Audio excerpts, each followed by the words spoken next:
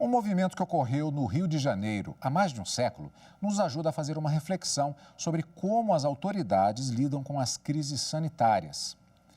Hoje, na nossa série sobre os 130 anos do Supremo Tribunal Federal na Era da República, vamos falar da revolta da vacina, mais um caso emblemático analisado pela Suprema Corte.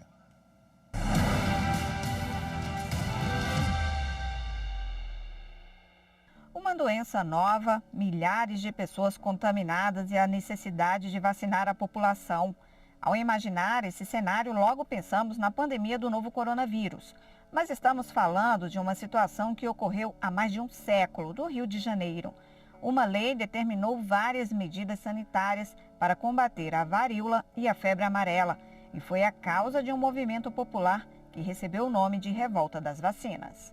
Assim como a Covid, no início do ano passado, a varíola e a febre amarela eram doenças novas e pouco se sabia de onde vinham, como eram transmitidas e tratamento. Em 1904, a lei sancionada pelo presidente Rodrigues Alves autorizou a vacinação compulsória de quem se negava a se imunizar contra varíola e febre amarela. A norma também deu poder de polícia para que agentes sanitários entrassem nas casas para combater o mosquito Aedes aegypti, responsável pela transmissão das doenças.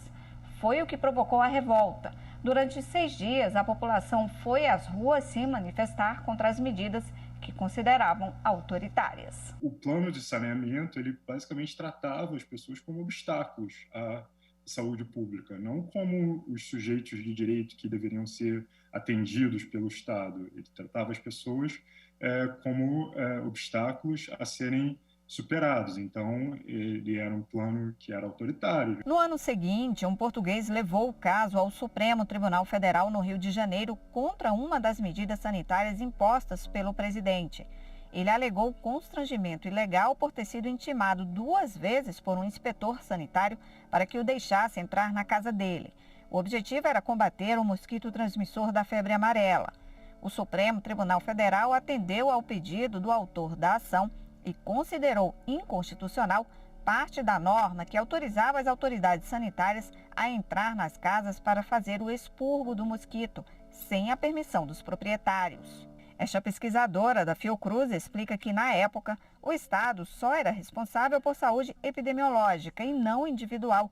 Por isso, agia em momentos de crise sanitária, como foi com a varíola e a febre amarela no começo do século XX, principalmente no combate ao mosquito Aedes aegypti, transmissor da febre amarela.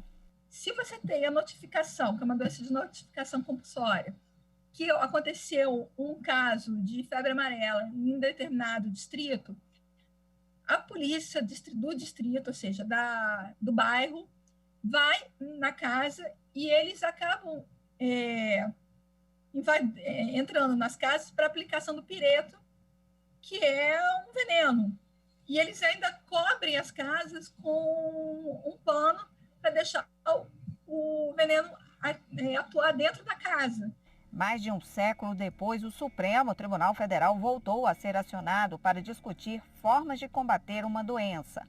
No ano passado, o tribunal teve de decidir sobre a obrigatoriedade da vacina contra a Covid-19, além de outros questionamentos, como a obrigatoriedade do uso de máscaras e a autonomia dos estados para tomar medidas de combate ao coronavírus.